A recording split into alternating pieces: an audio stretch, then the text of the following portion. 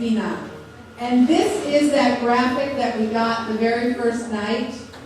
And you'll see that Binah is up at the top, over to the left. So Keter, as Rabbi talked about on the first night, refers to God. Then on the right is Chokhmah, which is wisdom. And to the left is Binah, understanding. So I'm sure that there is probably some Talmudic source for this, but I was always told that there are three partners to the birth of a child: the mother, the father, and God. And when I looked at this graphic, that is really what I kind of saw as well. And I'll explain in just a minute as we go on. So what we're going to cover is a definition of Binah. We're going to do a little text study. Our liturgy piece is on Havdalah. Our Musar practices piece is on the benefit of the doubt. In history, we're going to look at the Rishonim Achronim. And then in life cycle, we're going to look at Bar and Bat Mitzvah. So, understanding is the reflecting on and discerning connections from pieces of wisdom, the Chokhmah, which Rabbi will talk about next week. It's the ability to distinguish and differentiate between ideas. And partnered with Chokhmah, and under the guidance of Keter, it gives rise to the rest of that chart, the rest of the Sephirot. So let's look at the relationship between Chokhmah and Binah. And here is an analogy. Wisdom is to understanding as wheat is to bread.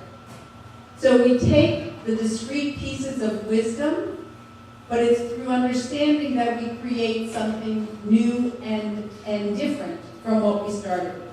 Just as when you take wheat and you then make it into bread by doing all the bread stuff that Marion knows really well. Right, Marion? So, how do we talk about it? A person has an idea generated by Chokhmah, and left the way it is, the idea is not really useful.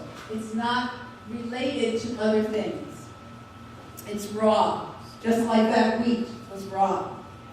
But then one begins to analyze it. What exactly are the parameters of the idea? What axioms is it based on? What are all the ramifications? And are they internally consistent? And what are its applications? This is taking that raw knowledge, that raw pieces of wisdom, and seeing how they fit together and how that combines to improve our understanding of the world. That is Binah. So in Kabbalistic terms, the Kabbalists felt, even though both these words are technically female words, they're Hebrew has gender and they're both female, they refer to Chokhmah as male and Binah as female, and here's why. They say, just as a father sows a seed, so Chokhmah is a mere seed. The father's seed is infinitesimally small, containing an undeveloped code that is mere potential. Kind of think to biology for a moment. And it's in the mother's womb that it begins to develop. Every line of DNA code begins to become a human cell, a budding tissue, a specific organ. Here is the ability to develop the germ of a human being. So a lot of what the Kabbalists say, and we'll see also in Talmudic terms, go back to this biological difference between men and women. And sometimes as I read this in preparation, I kind of got a little uncomfortable because I am very much a Jewish woman who takes a very feminist perspective, and I kind of, the hair on the back of my neck begins to just stand up. But we're really looking at just what is the biology here. This is the truth. And just because the man's seed is infinitesimally small and the woman's womb and all the time that the baby is going to spend in there is much longer, is not a value judgment. It just has to do with the physiology of what's going on. But if it wasn't for that little infinitesimal seed, we wouldn't have any men. Because it's the guys that determine, back to biology, it's the guys that determine whether or not that little seed is going to be a boy or a girl. So that kind of looks at it in Kabbalistic terms. In Talmudic terms, here's some stories from the Talmud. The man brings home wheat and wool from the fields. Can a man eat wheat? Can he wear wool? The woman that takes this wheat and makes flour, then dough, and then bread. She takes the wool, spins it, weaves it, and sews it. Now, today I would say, bring home the wool, I'll show you how to do that. And you don't need me to do it, but in the terms of the times that the Talmud was being written, this was the way of life. And so we see that in the woman develops the potential in every item. Go back to Binah, it is that developing of the potential that's there in the wisdom that we're talking about, not necessarily stereotyping here. So let's take a look at text. And one of the things that always happens when I start talking is I say, oh, this is one of my favorite texts. My problem is I have many of those. And I was thinking today, as I was kind of running through this in my head, that the amount of text I know is this big, and Rabbi's is so big, I don't know how he ever figures out what's his favorite text. So this is a picture entitled Tohu V'Vohu, which is the terms in Torah for before creation, when everything was just dark and void.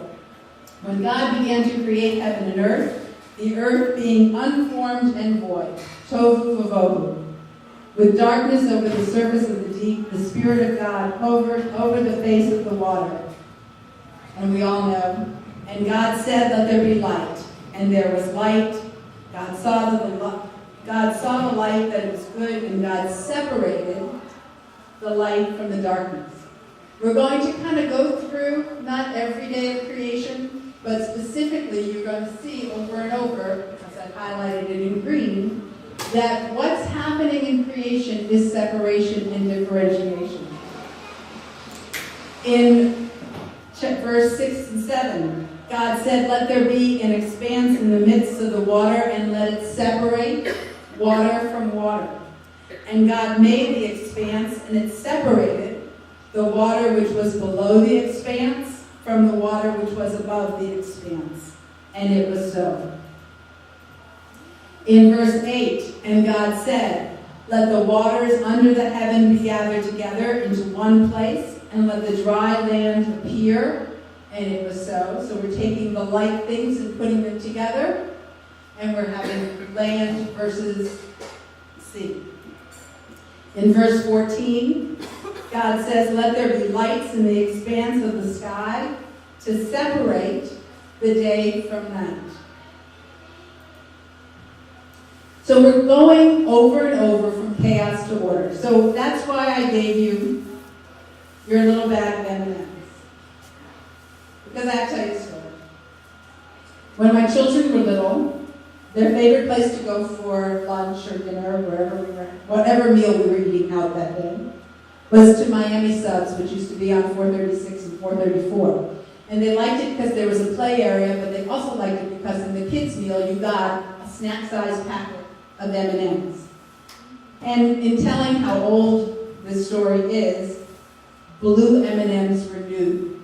That was the new color, and so it was always, first you had to open up your bag of M&Ms to see, for little ones, it was a competition, who got the most blues. But the very first thing they did, this is a bag of Tohu V'Vohu. The first thing they would do is separate it out by the colors. One, to see how many blues they had, but also because that was the natural thing that they did. They separated it by the colors. And then from there, they could start to do all sorts of things. How many yellows did I have? How many reds? Do I have more reds than yellows? How many blues did I get? How many blues did you get?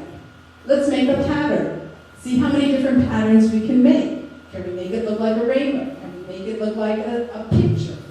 All of that because you can take this bag of a conglomeration of color and begin to categorize, separate it, and learn so much more. And that's really, so now the M&Ms are yours. You can do whatever you want with them. But that's the order of creation, and that's the order that we go through life, from chaos to order. The process of creation directs us to sort and to categorize. And this is the same process that we utilize as we learn our way in the world. Sorting and drawing comparison, distinctions, engaging each other. That's how we, as human beings, learn. So Binah, understanding, enables us to be a partner with God as we advance the direction of creation towards greater order, towards greater understanding of the building blocks that we have been given. And I couldn't resist putting this in too. If you have not ever seen our art doors, this is a picture of them, and I invite you to come any Shabbat and see them in person, live in person. But you'll notice that same idea. There's just random letters, not even in the correct orientation. You know, some are upside down, some are on their side, they're kind of floating. And then they fall into line, and what you get on the bottom half of those doors are the first verses of creation. But from random letters to words that are understandable is very much a demonstration of that principle in understanding. So we saw that in looking at the text, that we could see how separation and distinguishing categories was a very important part of our understanding in the world, and our understanding of God. So now we're going to take a look at a liturgical piece that is very much based on this idea of separation. And we're going to look at Havdalah. So I'm going to start with this quote from Rabbi Abraham Joshua Heschel. Judaism is a religion of time, aiming at the sanctification of time. Once the temple is destroyed in Jerusalem in 70, we really needed something that would take that place at a specific place on earth. And what was the most important thing was time. And so we built a sanctuary of time. And that's Shabbat. So in Hebrew, the word for holy is kadosh.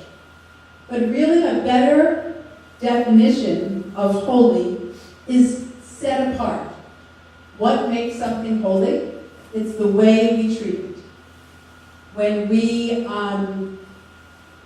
light candles, why is it that when we light Shabbat candles, it's different than when we light candles when the power goes out? It's a difference in the way that we treat the object, the way we set it apart from other things. And that's the same thing that we do with time on Shabbat.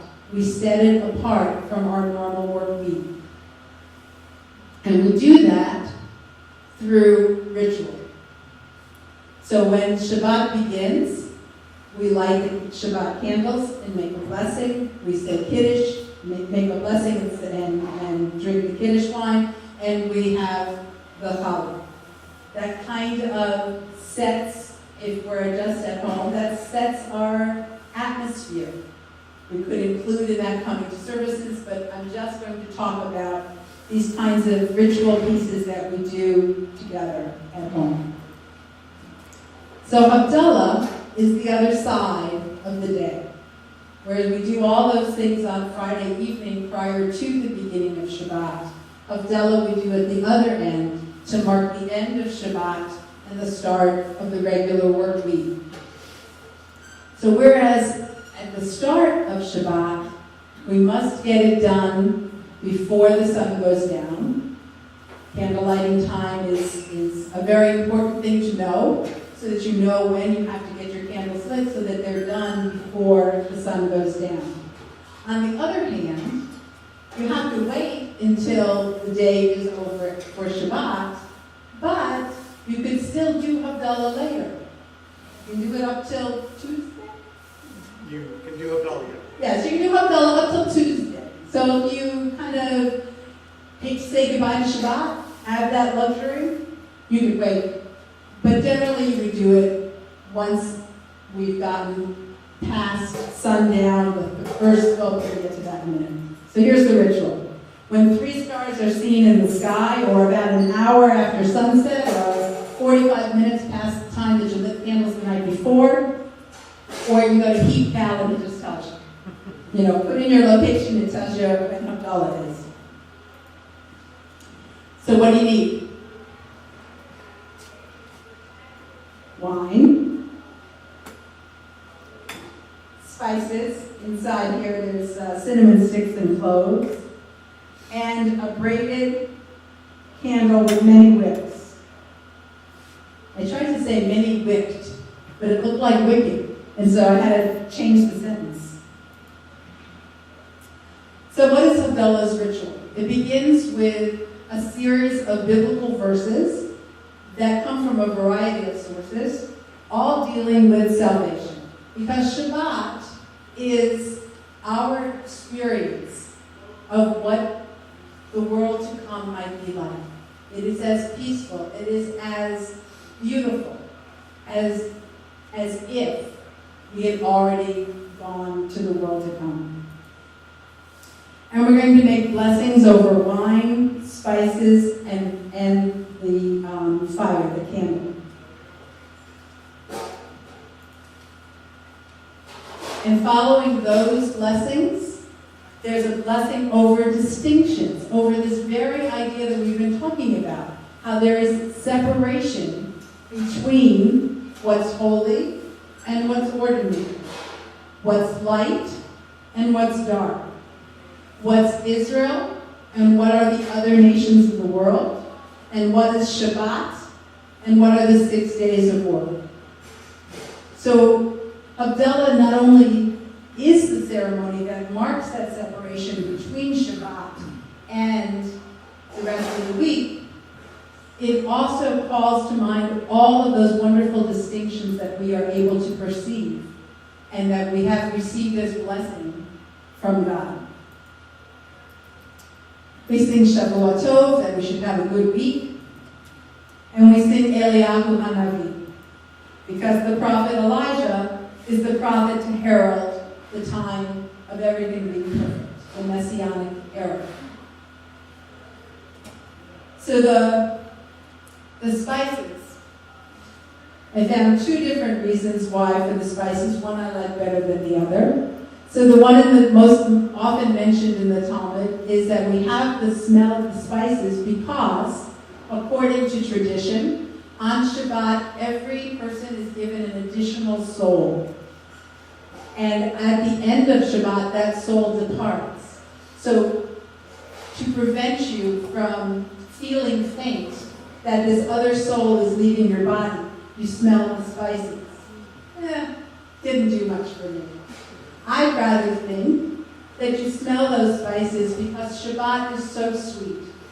It has been such a wonderful day. And you want to carry that sweetness with you into the rest of the week. You don't want to say goodbye to Shabbat. You have to. It'll be back again next week.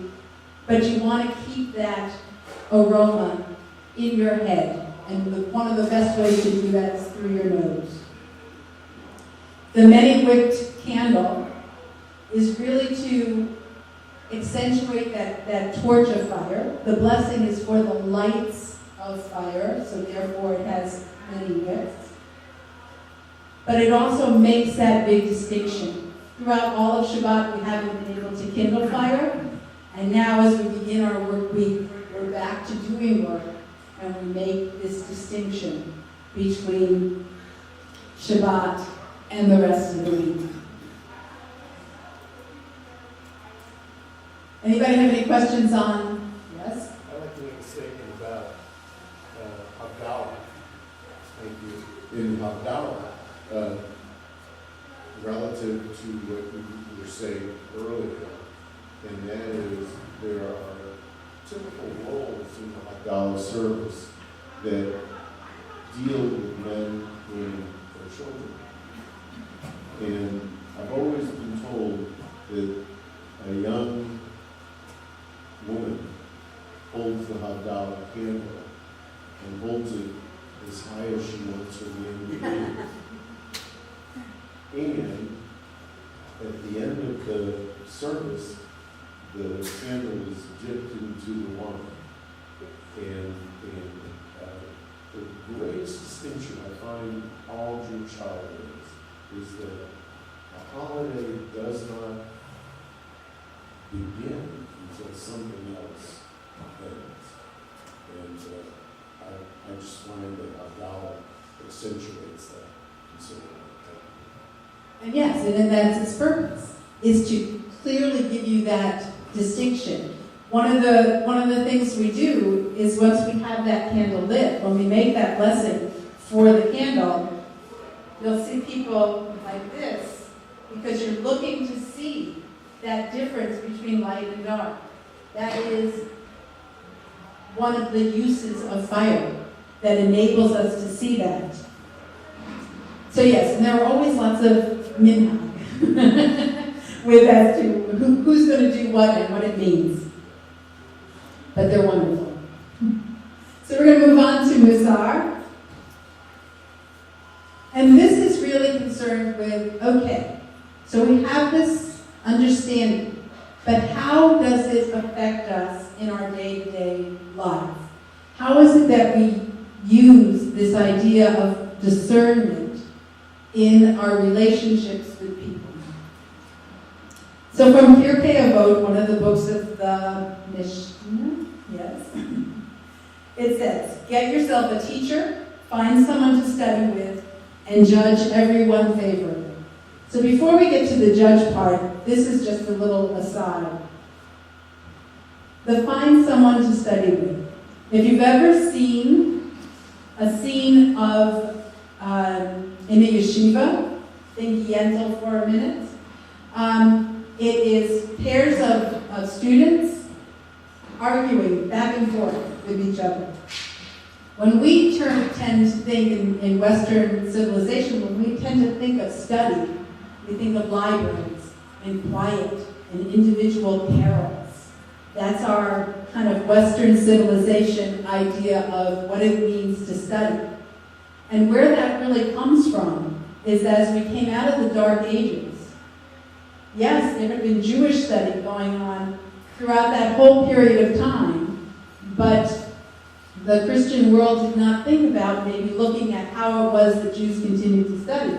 They went to their only source of who was studying in the Dark Ages, the monks, who usually had a vow of silence. So when they looked to how do we do study, that was their model. If they had looked to how they were studying in the yeshiva, go to a library and it would be cacophony. But instead, it's quiet. But that's never been the Jewish idea of how to study.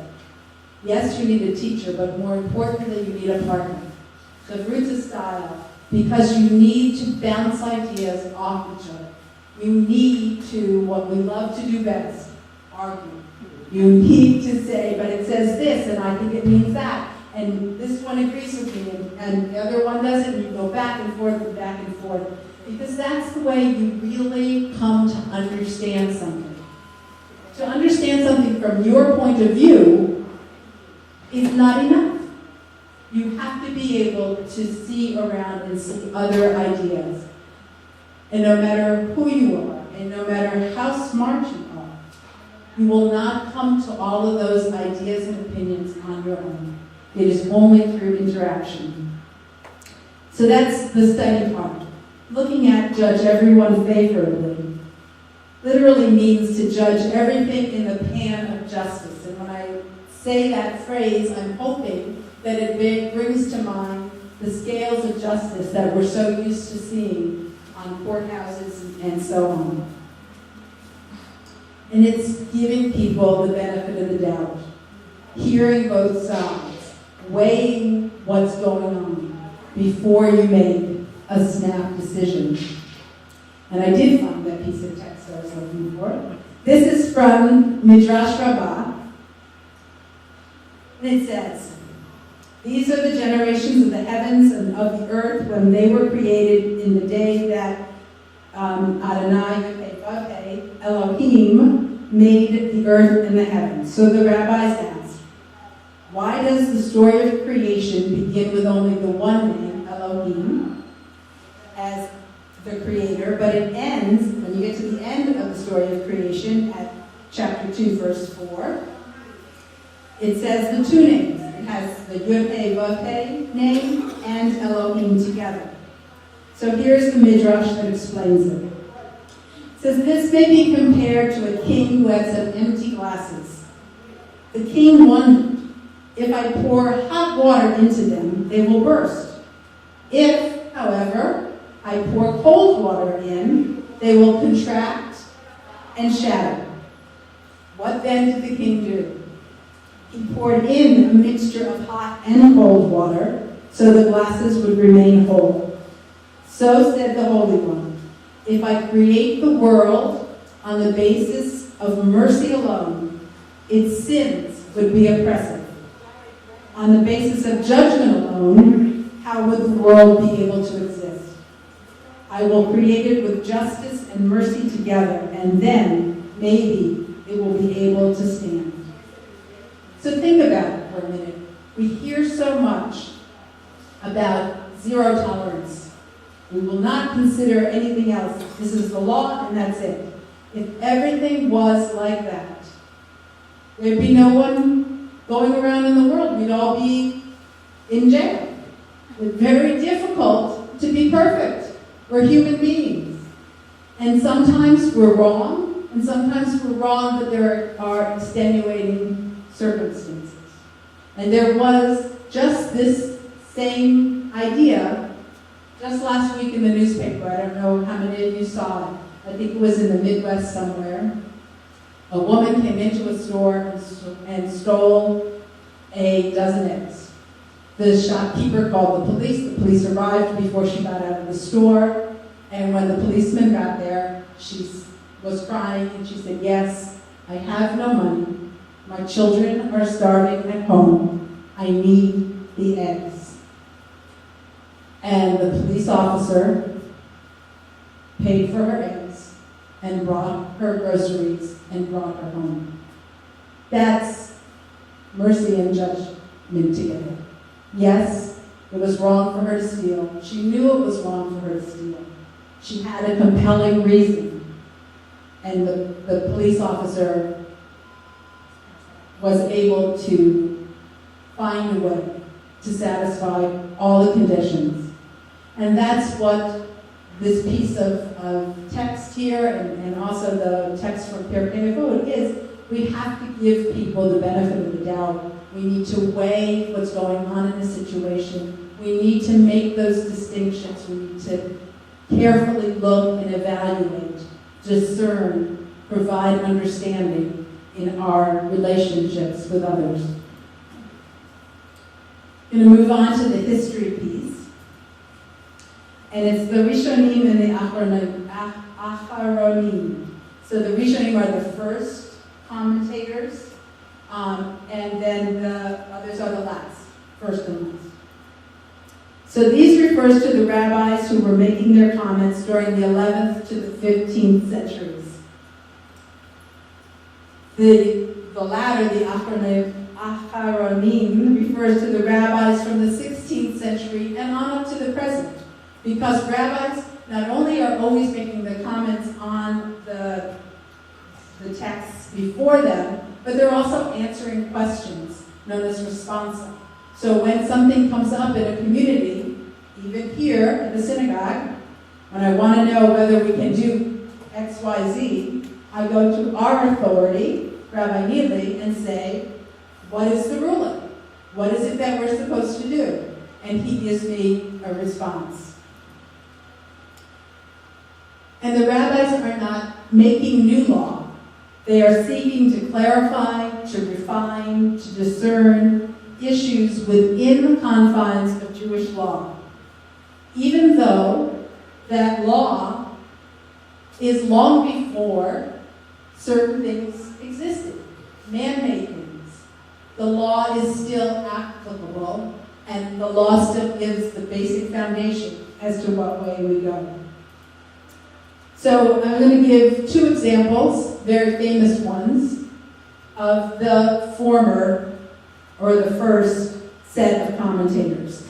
So most of us have heard of Rashi. He was French. He lived from 1040 to 1105. He was at what do you call it? Vineyard. He was a vintner, yes. And if you've ever read Maggie Anton's books, Rashi's Daughters, you'll learn an awful lot about Rashi. But he was really the preeminent commentator on the Tanakh and the Talmud of his time. He was very much situated in an area of Europe where there was a lot of trade, and so there were a lot of people going back and forth, and he became very well known, and people would travel in to study with him, or send their boys to study with him, or send him missives, letters, with questions that he would then answer. And ever since the invention of the printing press, all printed versions of the Talmud include Rashi's commentaries in a very prominent position on the page. That's how important his commentaries are and remain today. The other most famous of this group of rabbis is Maimonides. He lived from 1135 to 1204. He's also known as Rambam. His name was Moses ben Maimon.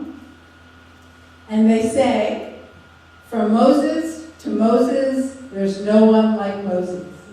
So from the very first Moses in the Torah to Moses Maimonides, he's keeping pretty good company. He wrote a book entitled Mishneh Torah, which was a codification of Talmudic law. He didn't make new law, he just put it into a very more easily accessible compendium so that you could have a resource. He also, among other things, published the Guide for the Perplexed, which was a more philosophical compilation to help explain concepts. I know that it wasn't put together for the unlearned, and it wasn't for the scholars either. It was for those people who were questioning, who sought to understand, who were perplexed and looking for ways to find answers to the issues that confronted them. From Maimonides, we get such things as the 13 Articles of Faith. Most of us are most familiar with it as the Yigdal, because it was put to music, but it's those basic core things that identify what it means to have Jewish belief. There is one and only one God, that God has no body, shape, or form, that God is, was, and ever will be. All of those things are part of the 13 Articles of Faith. Another very famous piece that many people are familiar with are the degrees of charity. He listed them out in an ascending order, from giving tzedakah begrudgingly and only when asked, to the highest form of tzedakah is teaching somebody a trade so that they can provide for themselves and no longer need to ask for tzedakah. So he was just incredibly clear in helping to explain things. He also has a wonderful passage on what does it take to do teshuvah. We talk about repenting every Rosh Hashanah, Yom Kippur, and he really helps define it and spell it out of what you need to do, how you know you have truly done teshuvah. The later rabbis really kind of begin with Joseph Karo, who lived from 1488 to 1575. He was author of a compendium called the Shulchan Aruch, literally means the set table. But it was a compilation of all of the halakha. And he was a Sephardic rabbi, and so there is like a annotated version for the Ashkenazi as well. But he was so well thought of, and his compendium is so clear that it didn't have to be redone by the other group of rabbis, the Ashkenazi. They could simply make a couple of annotations. He was born in Spain, he lived for a while in Turkey, he was in Egypt, and eventually ended up in Sfat, along with the rest of the more mystical figures from whom we get a lot of Kabbalah, such as Isaac Luria, who really kind of pulled all of the thought and spirituality and mysticism of Kabbalah together for us in the mid-1500s. He lived a very short but exceedingly powerful life. Coming a little more forward, we have Abraham Isaac Cook, who lived from 1865 to 1935, and he was the first chief rabbi of Israel. And then you will notice that Israel wasn't a country yet, but he was considered the first chief rabbi of Israel, even though it's before the state was actually, but by the British. The British recognized him. And another more modern one, for the father of the modern Orthodox movement, Samson Raphael Hirsch, who lived from 1808 to 1888. So I'm going to give you an idea of why we need these rabbinic commentators throughout time, taking a look at what our tradition tells us as we look at the modern things. So this is a story I found about Rabbi Abraham Jacob of Sadbora, who lived in the 1800s. So he said to his students one day, we can learn something from everything, and not only everything that God has created, what man has made also has something to teach us. So his students, of course, took the bait and began to question him. What can we learn from a train? That because of 1 second, a person can miss everything. And from a telegraph, that every word is counted and charged. And the telephone, that what we say here is heard there. Any comments, questions before we go on to life cycle? So, bar bat mitzvah. What must one do in order to become a bar bat mitzvah? What is it that you have to do? Thank you. Usually people say you call to the Torah, study your Haftarah, all of this other stuff. But all you have to do is age. You get there automatically. Whether you have a ceremony or not, you are a bar mitzvah or a bat mitzvah. So where does this age determination come from? Again, from Pirkei Avot, it lists various ages, and I just gave the ones that I wanted to call to our attention. It says at 5, the Bible, in other words, at 5 you begin to study. At 10, the Mishnah, so you've been studying the Bible for that first 5 years, so by 10 you should get on to the Mishnah. And at 13, the mitzvot. So what is bar bat mitzvah? It is that separation between childhood and adult. So here we are in life cycle, and again, we're talking about separation. That there is a difference between children and adults. And this is the life cycle event, the life cycle ritual that marks that separation. So we often talk about the Yetzer Hara and the Yetzer Hatov. And oftentimes it gets translated as the evil inclination and the good inclination.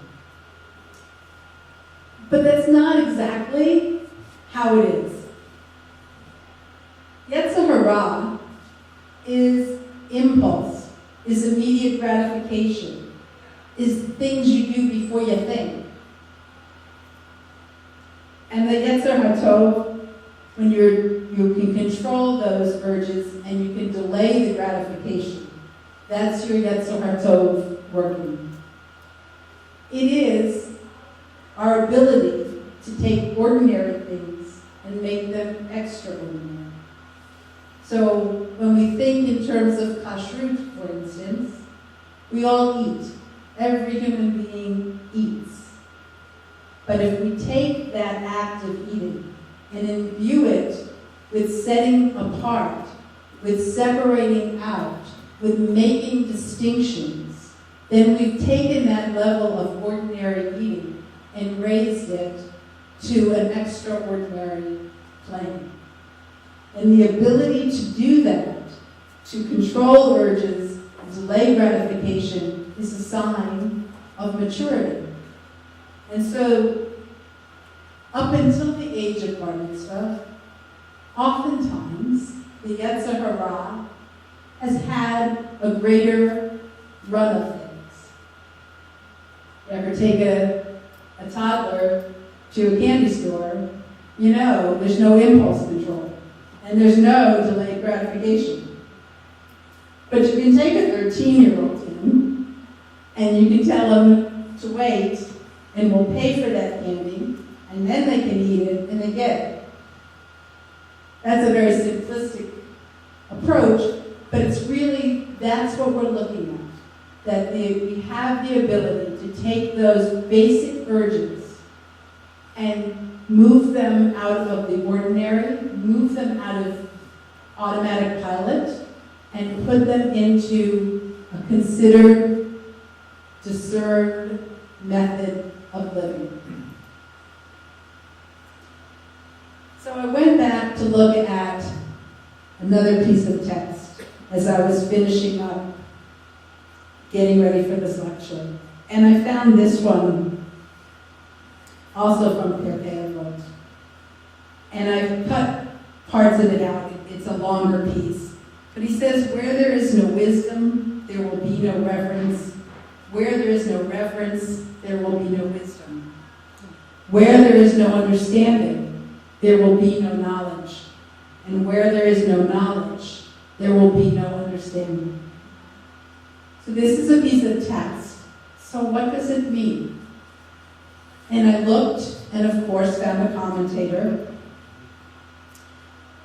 Obadiah ben Abraham Bertinoro, who lived more or less from the middle of the 15th century to the middle of the 16th in Italy, I guess in the town of Bertinoro.